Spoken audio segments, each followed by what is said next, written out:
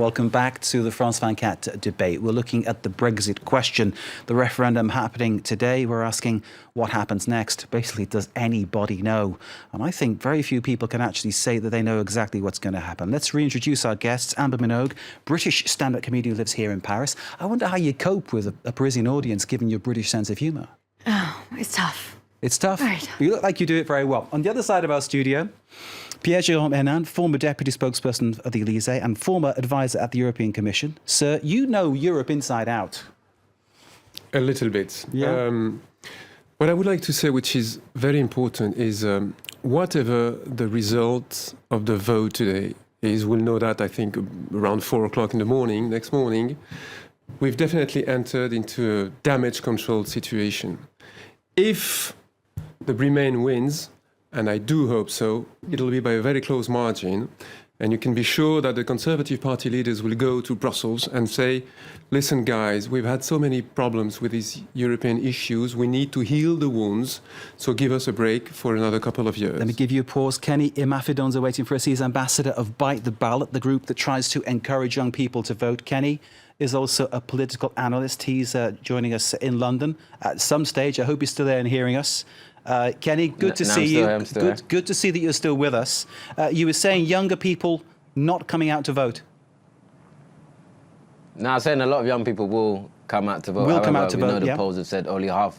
Yeah, but we know the polls are saying only half of us will actually turn out. However, to be honest, I think we might be surprised with the EU referendum. OK, so you think young people actually realise this is something that has, well, something that's going to influence their lives, for better or for worse? Yeah, I think they do understand that. However, the problem is they just don't understand really the benefits of staying or leaving. A lot of them are undecided because actually the politicians seem to be lost, and so there are a lot of people talking about the EU referendum. OK, let me pause you for a second, Kenny. We've got two other guests to introduce to you. Andrew Lillico is in London, chairman of Economists for Britain. Andrew, welcome to the programme. Would you give us a quick word on how you see this Brexit referendum turning out? Well, I think it's very difficult to say exactly what the result might be. The opinion polls suggest it's very close. The poll of polls, that last one that I saw, had it 45-44 for Remain, with quite a few people left undecided as yet. The betting market seems to think it's all over. I'm not sure why. It's also possible that the polls aren't giving us a completely true reading, because following some appalling events last week with the murder of an MP, it's possible that the polling results are not a very reliable indicator of how people will actually vote when it comes to the day. So I think at the moment it's just completely up in the air. So we'll await events later on this evening. I'll get back to you in a moment, Andrew. I imagine the bookmakers scared there's a run on bets. That's why they're trying to calm it a little bit. John Mills joins us too. He's an entrepreneur, a Labour Party activist. He's also alongside François Picard, as I understand it, and he is chairman of the group Labour Leave. François, tell us what Mr. Mills has to say. Can you put some questions to him? Yes, All right, we're with John Mills. Many thanks for joining us. Lifelong Labour supporter. The head of your party, Jeremy Corbyn, he is for Remain. We heard Sadiq Khan, the new mayor of your city, London, he is for Remain. You're for Leave. Why?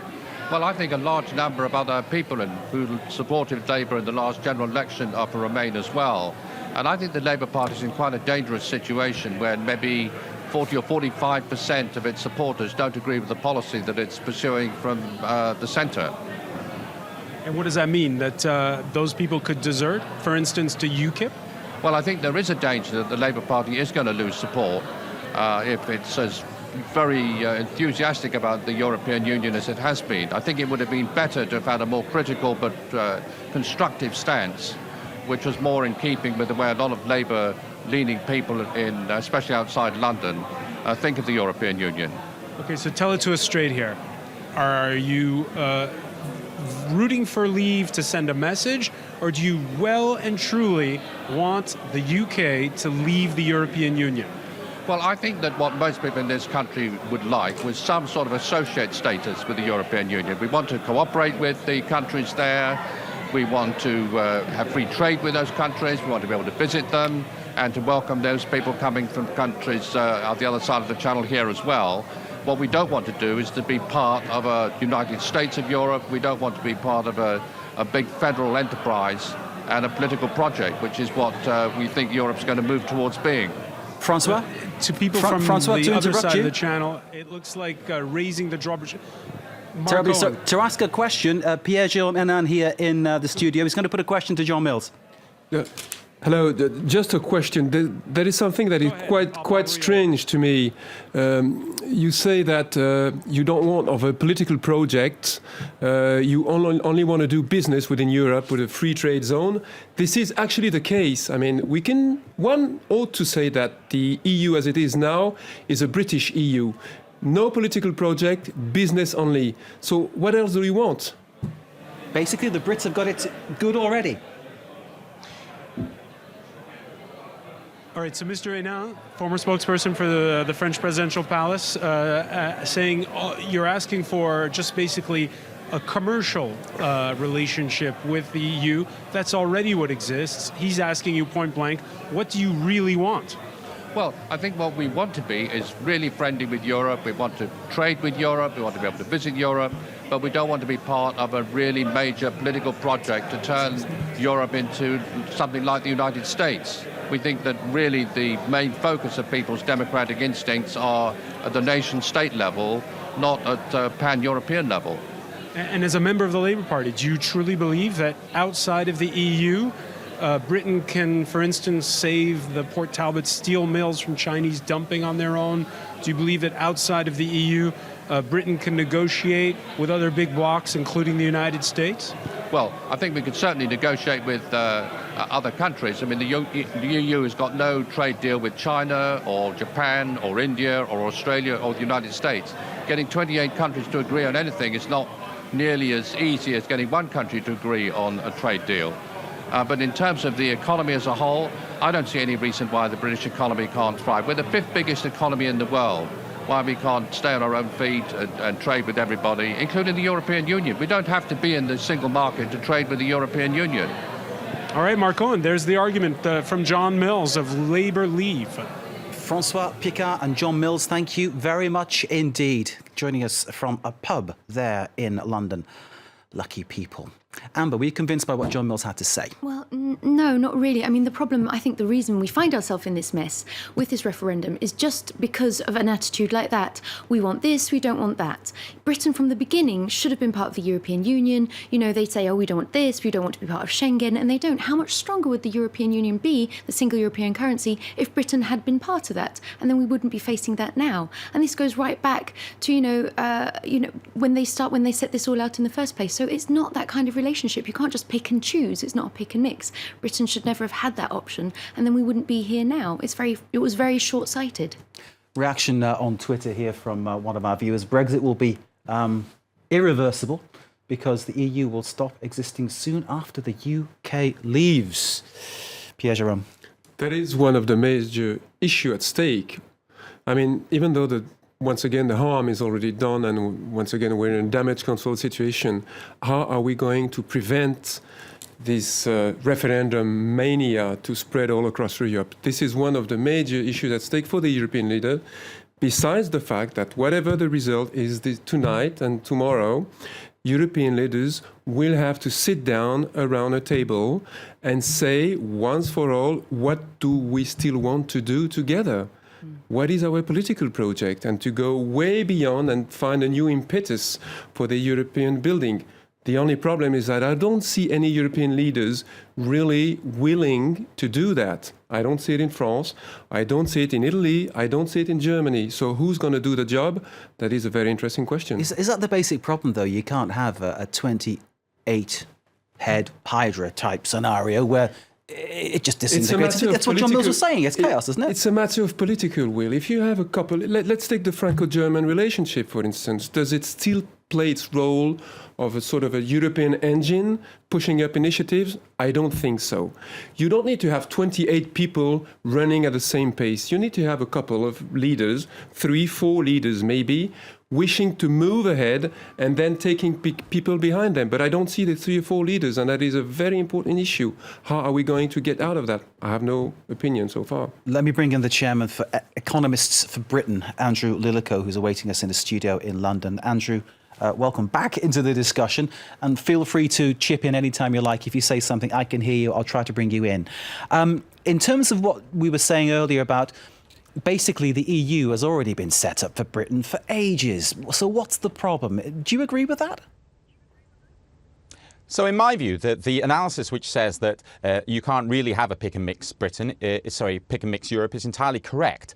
So one of the main reasons for the UK to leave the EU now is that although it's been very good for us up to this point, the main projects of the European Union now and in the future are ones in which the UK is not involved and can't be involved. So the euro, the Schengen area, tomorrow's establishment of a Eurozone treasury with Eurozone taxes and Eurozone debts, the establishment of tomorrow's EU border guards or a European FBI to police the Schengen area. These are projects which are going to be the main projects of today and tomorrow in the European Union, and the UK is not a part of that. So it's been great, but it's over. It's time for us to move on. If we remain, we're just in the way, forever carping, slowing things down, providing an obstacle. In order to make the Eurozone function properly, what needs to happen is that the Eurozone needs to seize full control of the European Union's institutions. The president of the Eurozone needs to be the president of Europe, of the European arrangement, not of just one part of it. We need to have the European Parliament is the parliament of the Eurozone. The European Commission needs to be the civil service of the Eurozone.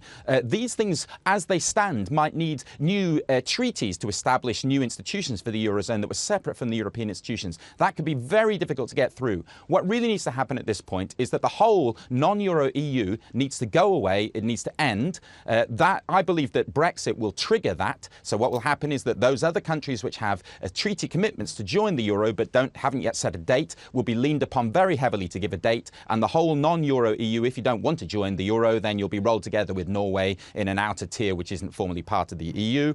And that will allow the Eurozone properly to seize control of the European institutions, which will then allow the Eurozone to function properly, economically and politically in the future. So if Britain leaves, sorry to interrupt you, Andrew. If Britain leaves the EU, do you see the kind of disaster that many economists are predicting? What, for Britain? No, absolutely not. No, well, look, all of those, the models which are predicting disasters are based around the assumption that Britain leaves the EU in order to isolate itself from the rest of the world. It's absolutely preposterous.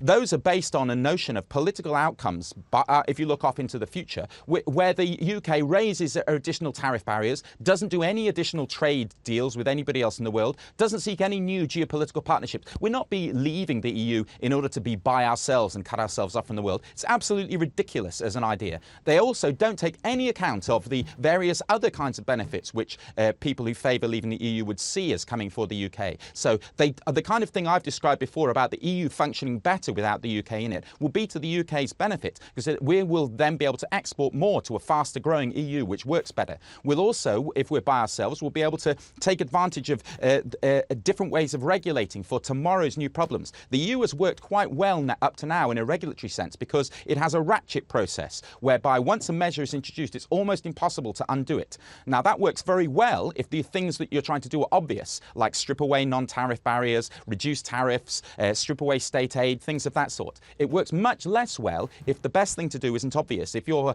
trying to work out what to do about the digital economy or climate change or new technologies like vaping, it's much less obvious what the right thing to do is. And it's much better to be in a position where you can experiment, make a mistake and U-turn. The British will be able to do that much better by themselves than if we're together with other countries in the Andrew, EU. I need to stop you, and I need to say that what you're saying is passionately argued, and as you know, it goes against what most how can I put it, international economic figures are saying at this present moment in time. I'm not saying that you're wrong. I'm just pointing it out. I'm just putting it out for you.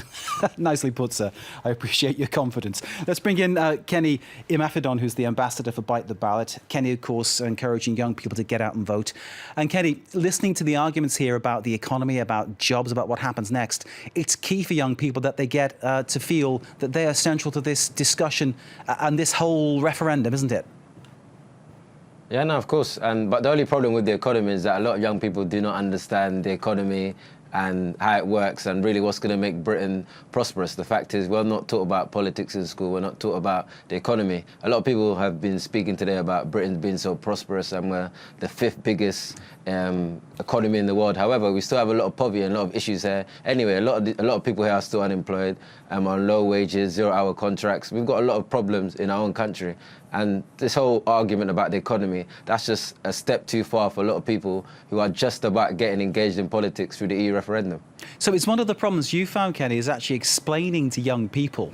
I'll say that. I mean, you know, I've got a son who's 18. He's voted for the first time. He's very much across what the issues are. But, you know, I speak to him about these kind of things, so maybe that's why that happens. Are you saying that most young people you speak to really just don't have a sense of what the EU does and how it's important to their lives? No, exactly, because none of us have been educated on the EU in our education system at all. And when you start talking about billions and trillions and the £250 million a week or £350 million a week, whatever figure you want to use, young people just don't understand that. How do they comprehend those figures? They want to know in terms of how is this going to make a difference in regards to how much it costs for me to buy goods I usually buy or the services I usually use. That's what they really want to know about. OK, how it affects them. Kenny, thank you very much indeed. We've had another tweet in about this one. Britain's love Europe, but the majority dislike the EU, which is no different from those on mainland Europe too. Everyone hates the EU. Pierre Jérôme. I'd just like to add something. Yes, of course, the EU is a matter of big numbers, billions and trillions, yes, but it's also a matter of reducing dramatically the cost of calling one country from one to the other, taking a plane. All of these prices for the consumer prices have decreased thanks to Europe, and it is important to remind that. Kenny's point is that people don't appreciate that. They can't absorb that because people don't talk about it. Yes, because they take everything for granted, and it's one of the issues at stake for communication about Europe, showing what Europe's bring in people's daily life, and it's very difficult to do. On that issue, you're not criticising younger people, I sense. I think you're criticising how maybe the EU does its talking, how the politicians do their business. Whose responsibility it is? I think it's triple responsibility. EU institutions, it's very difficult for them to communicate on an efficient basis. You have the European Commission, you have the European Parliament, and you have the Council of Ministers. Each of these 3 bodies communicate on a separate basis. They don't communicate together for the same target, so that's a bit ridiculous. The second responsibility lies in the hands of the politicians, who once again do not assume the European choice, in France, for instance, that the country has made. And they keep on telling bad things about Brussels and Europe from Monday to Saturday, and on Sundays they ask people to vote for Europe. I mean, it's absolutely ridiculous. And the last and not the least responsibility, I think, lies in the hands of the press, who follows the politician, and of course, but I very often listen to journalists telling me, European matters, that does not sell, this is not interesting, let's move to something else. I hold my hands up and I say that I've done the bendy bananas story, I've done the courgettes aren't straight story, I've done all of those things about the EU. It's not for you. On the other hand, I'm from Liverpool. I've done the story about £650 million of European investment, Objective 1, which, you know, revamped the infrastructure of the city and helped rebuild it, which is great. On that issue, Amber, of how Europe's perceived, it's a huge own goal left, right and centre, isn't it? Well, I mean, I think that's part of the problem. It's exactly what he was saying earlier. You know, people don't understand. They use these very big numbers, these lots of statistics, and they counteract each other with the same amount of statistics. And it's very confusing, not just for young people, but really for most people. It's everybody, isn't it? I mean, the reason why we as journalists, I'll talk for the media, okay? The reason why we go for those kind of stories is because A, they're easy to explain, B, there's a fall guy, so it sells and it's funny, and, you know, C, it probably gets people to buy the paper. I'm not saying that's the right thing or the wrong thing, but that's the way it is. I'm the bad guy. The media can change. I'm not really the bad guy, am I? No. No. Yeah. No, thank you. You're very kind to me. You're not the bad guy. No, you're not the bad guy. But I think there is a responsibility of the press exactly to sort of wade in and help explain that. But the British popular press is very anti-EU and has been for a very, very long time. Indeed. The Economist did a piece on this saying that most of the stories that have been published recently that are anti-EU are a complete load of cobblers. That's what I'll say. That's a good old-fashioned English expression, which means it's nowhere near the truth. Let's bring in François Picard once again, who has stood with John Mills, entrepreneur, Labour Party activist, but chairman of the Labour Leave group. Give us some more thoughts from Chairman John. Yeah, I will, Mark. But first of all, let me show you. You're talking about the press. This is the London Evening Standard, as it's known, the evening paper. Its front page on the day of the vote: Remain ahead in final poll. Now, this is a paper that is more favourable to Remain, as is, by the way, London as a whole, a multicultural city. John Mills, we had the Romanian waitress at the hotel. Here we have the Dutch manager at this wonderful Farringdon Sports Bar and Grill.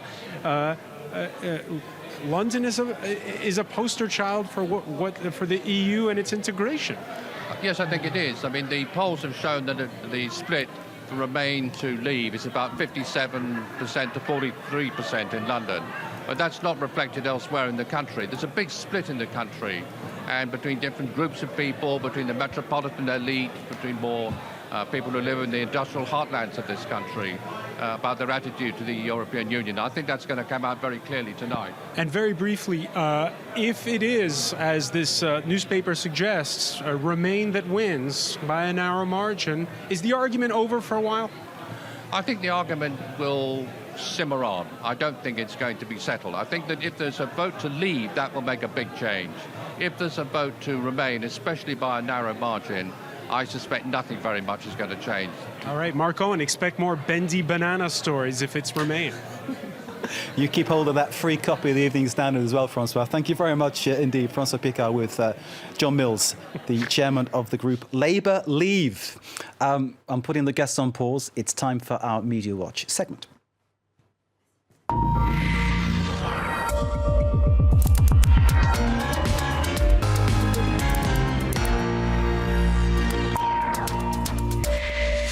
Explain to our guests and any viewers joining us for the very first time, this is the part in the show where someone comes in and tells us what they found online about the issues we're speaking about. Tonight, that onerous task goes to Nicholas Rushworth. How are you, sir? Hi to you, Mark. You're okay?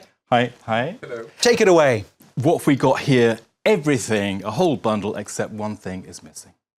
That conspiracy theory. And the conspiracy theory has erupted today, which is that in the voting booth, you have a pencil.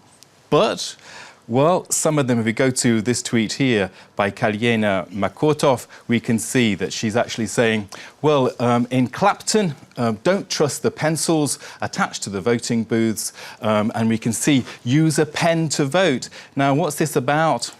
The Independent saying that Brexit supporters have been urged to take their own pens to the polling stations because there's a MI5 conspiracy out there.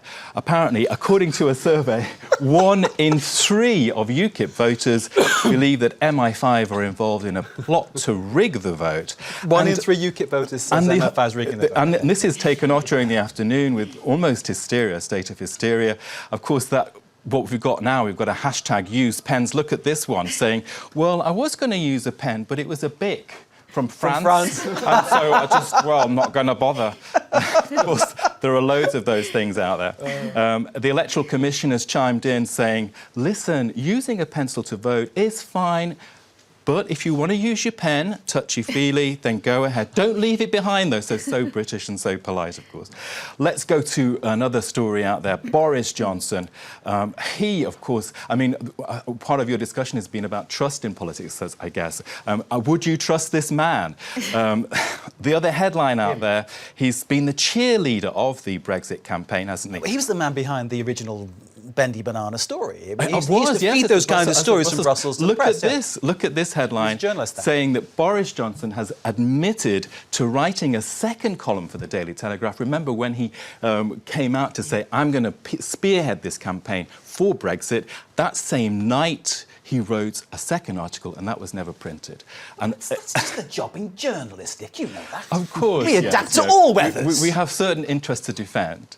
Yeah, but it's ironic given his situation, how virulently he's backing, you know, the Leave campaign and all this nonsense about independence of Britain. You know, it's all ironic. It's perfect. Now, outside the UK, what we've got is a fantastic story with Germany. The newspaper Bild, with their front page, saying that if you stay in, guys, if you remain in the European Union, we will forgive that goal in 1966 and we will forget it, put it all behind us. We'll roll out the beaches, the beach... I think they've got one over on us so many times since then, Nick. Well, that's the comment here. Look at this tweet here saying, Bild is promising no goalkeeper for the next England versus Germany match. If there's a penalty shootout, we'll let you off, guys. So that is going to really... That's a bribe. That's a bribe, Mark. Nicholas Rushworth, thank you very much indeed. Great stuff. So thank you to our guests as well for tonight. I mean, obviously, I'm not going to ask you how you voted, Amber, or I'm not going to, obviously, you couldn't vote. You can't vote. I can't ask our other guests, obviously, in London, Andrew Lilico, who's the chairman of Economists for Britain, but what the sense, Andrew, of where you were going. Kenny Imafidon, thank you very much indeed, sir. And our thanks to François, who is with John Mills of the Labour Leave group. Kenny, thank you again. Thanks to everybody here, and thank you for watching. Stay with us. More to come here, live and direct.